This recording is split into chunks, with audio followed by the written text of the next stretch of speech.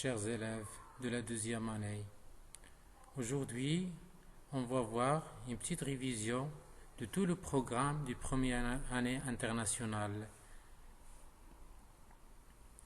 Ce programme est consacré pour l'étude de quelques grandeurs physiques et chimiques comme la température, la masse, la pression, le volume, et aussi pour les états physiques de la matière et surtout l'état physique de l'eau et les transformations physiques de la matière.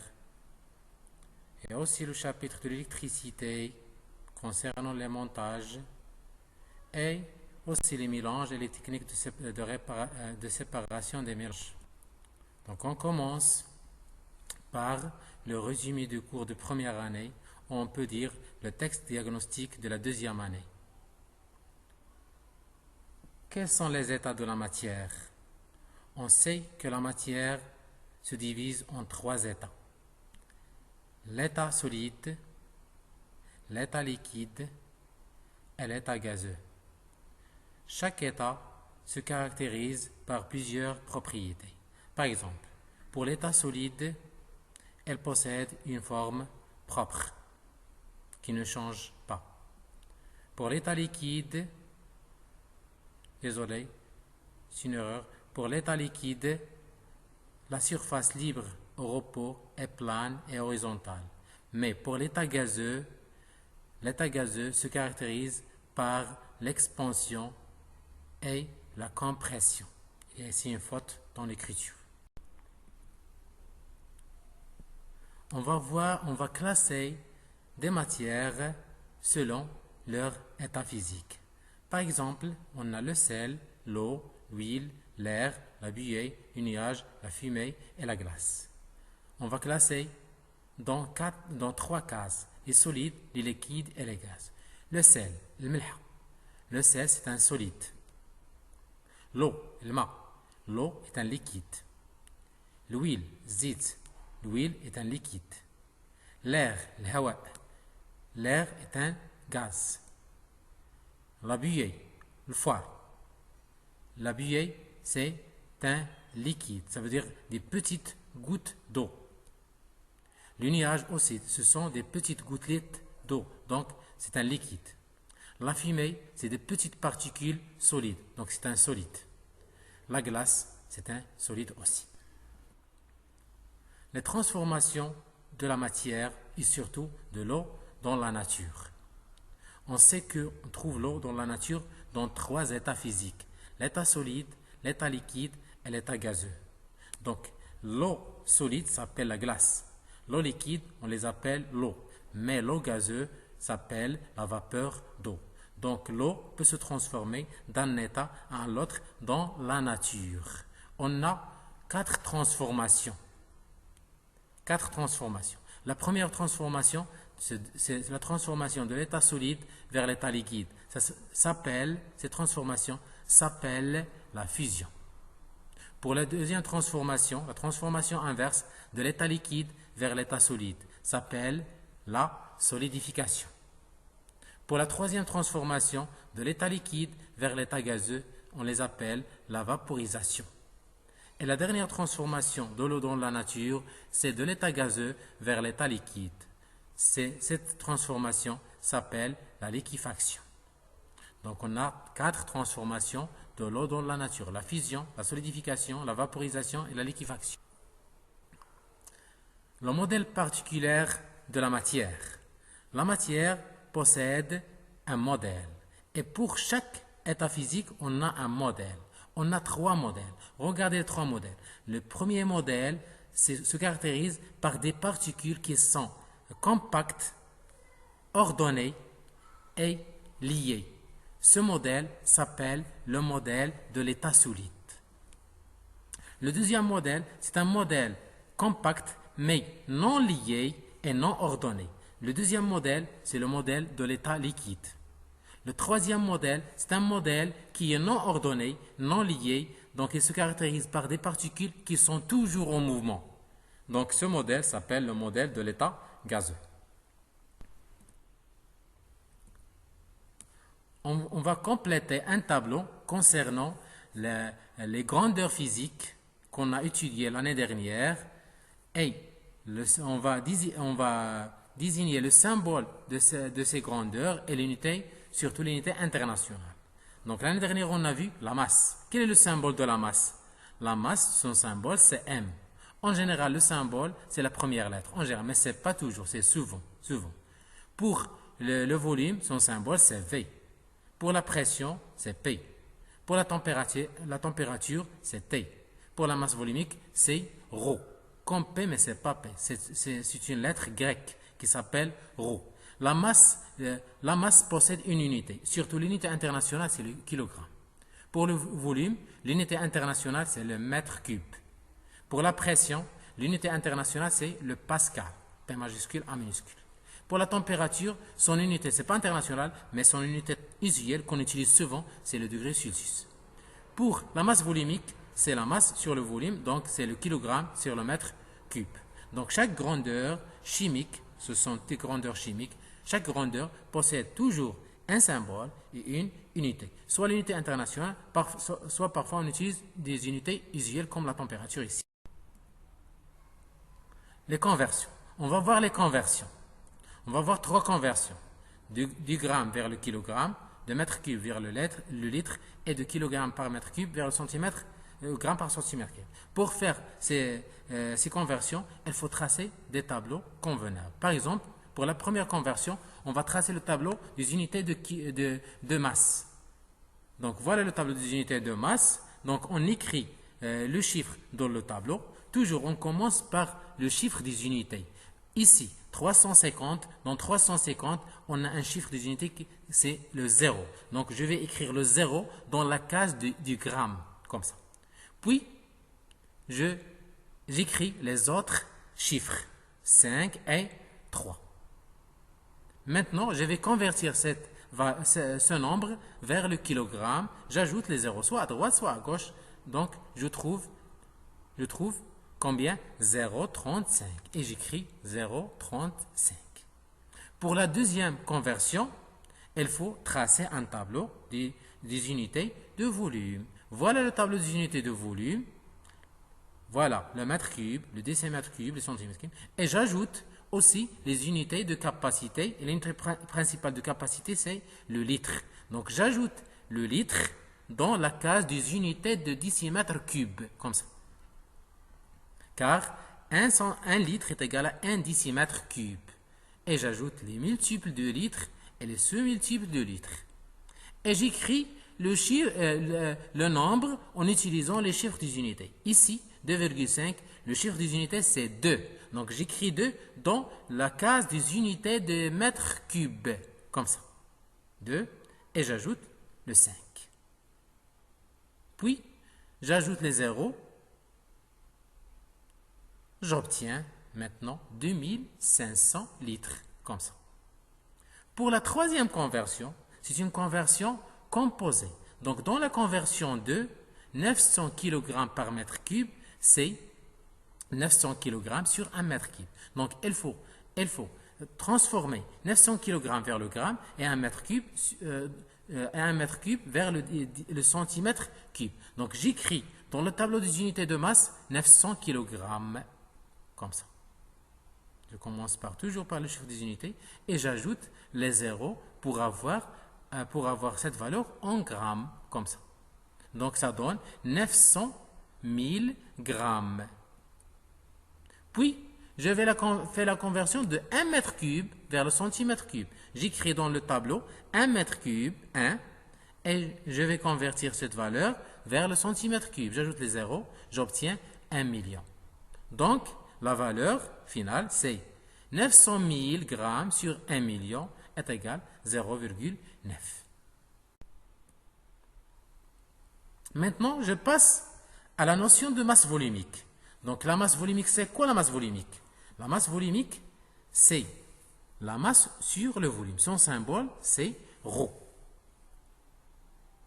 Regardez un exemple. Calculez le volume d'un tube en aluminium de masse 1,5 kg, sachant que sa masse volumique est 2,5. Donc voilà les triangles magiques. Dans le triangle magique, j'écris le symbole. Rho est égal à M sur V.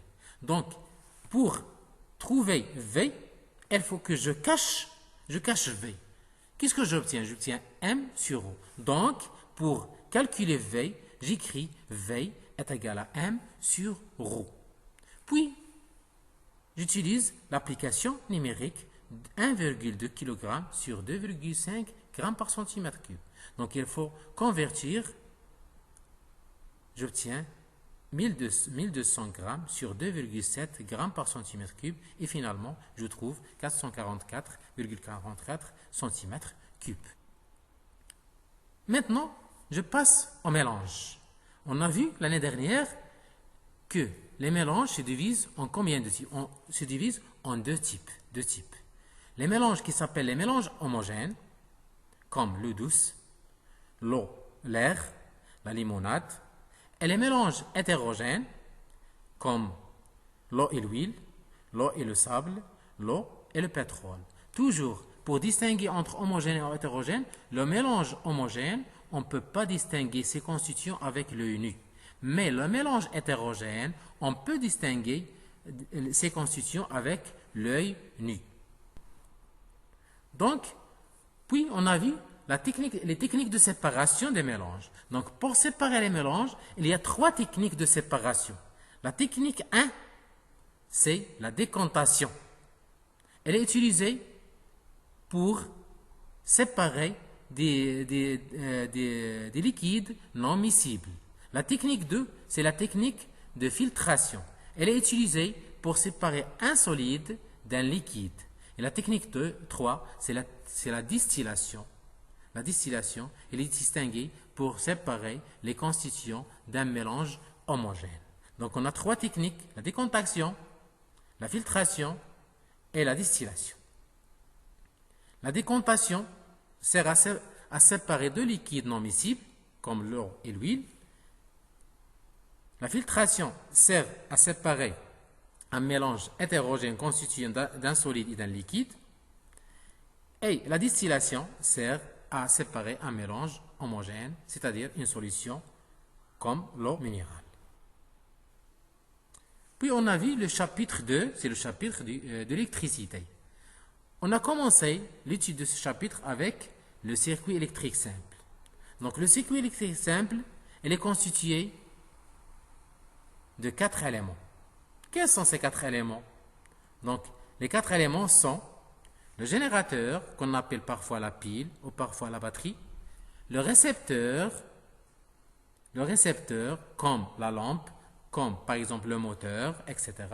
L'interrupteur, c'est l'outil avec lequel on ferme et on ouvre le circuit, et les fils de connexion. Chaque élément possède un symbole.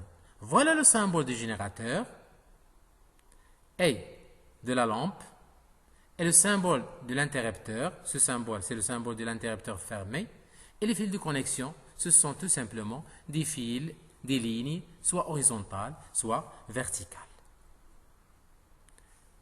Donc on va voir maintenant la représentation. Donc pour représenter un circuit électrique simple, il faut lier entre les 4 éléments de circuit électrique simple. Les 4 éléments, voilà.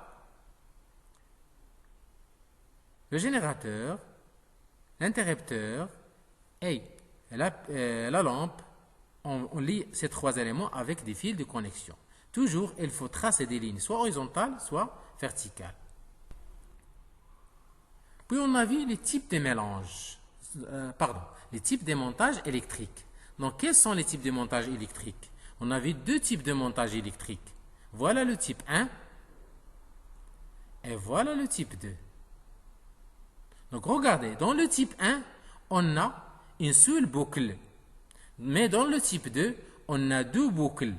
Donc, si le montage contient une seule boucle, c'est un montage en série. Mais si le montage contient plus qu'une seule boucle, ça veut dire contient 2 boucles ou plus, ce montage s'appelle le montage en dérivation, ou parfois on dit le montage en parallèle. Donc, dans les montages électriques, on a deux types de montage, en série et en dérivation. Le montage électrique le mieux adopté pour les récepteurs, c'est le montage en dérivation. Pourquoi on utilise le montage en dérivation? Car les lampes brillent de la même façon. Car aussi, si une lampe tombe en panne, les autres lampes brillent.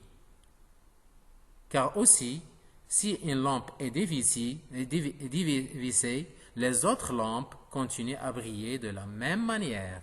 Donc, le montage qu'on utilise pour les récepteurs, c'est le montage en dérivation.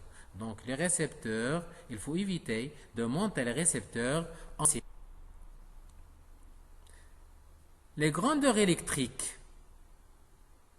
Donc, les grandeurs électriques, dans l'année dernière, on a vu trois grandeurs électriques. La tension électrique, l'intensité électrique et la résistance électrique.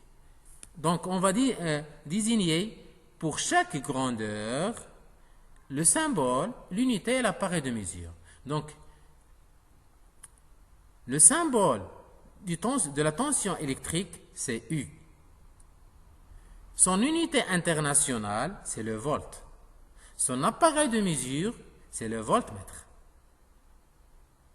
Donc, toujours l'appareil de mesure contient V. Si je trouve V dans l'appareil, je dis c'est le voltmètre. Et ce voltmètre, elle doit être monté toujours en parallèle avec un dipôle. Pour l'intensité, son symbole, c'est I. Son unité internationale, c'est l'ampère. C'est A. Et son appareil de mesure, c'est l'ampèremètre. Voilà l'ampèremètre, toujours l'ampèremètre. Dans l'ampèremètre, on trouve le symbole A. Et la troisième grandeur qu'on a vue l'année dernière, c'est la résistance électrique. Donc la résistance électrique, son symbole, c'est R. Son unité internationale, c'est le ohm, oméga comme ça. Et son appareil de mesure, c'est l'ohmmètre. Voilà, c'est un appareil qui contient le symbole oméga. Donc toujours, les appareils électriques contiennent le symbole de l'unité. Si je trouve A, c'est l'ampèremètre. Si je trouve V, c'est le voltmètre. Si je trouve oméga, c'est l'ohmmètre. Et chaque appareil, soit elle se monte en série, soit en dérivation. Par exemple, le voltmètre, toujours, elle doit être montée en dérivation. Pour l'ampèremètre, en série. Pour l'ohmmètre, en dérivation. Les lois de l'électricité. Donc, on a vu les lois relatives à l'intensité et les lois relatives à la tension. Dans un circuit en série, on a deux lois. La loi d'unicité de l'intensité, ça veut dire que dans un circuit en série, l'intensité ne change pas, elle reste unique. Ça veut dire qu'elle ne change pas. Mais dans un circuit en série, les tensions s'additionnent. Ça veut dire que la tension totale est égale à la somme des tensions aux bornes des récepteurs électriques. Donc, il y a deux lois dans le circuit en série. La loi d'unicité de l'intensité et la loi d'additivité des tensions. Circuit en dérivation. On a aussi deux lois. La loi d'unicité de la tension et la loi des nœuds. Ça veut dire, dans le circuit en dérivation, dans un circuit en dérivation, la tension électrique ne change pas. Elle reste unique, elle reste la même, elle ne change pas. Mais l'intensité, elle change, elle obéit à une loi qui s'appelle la loi des nœuds. Ça veut dire que le courant électrique qui entre dans un nœud, la somme des courants qui entrent dans un nœud est égale à la somme des courants qui sortent. Et merci pour votre attention. À la prochaine.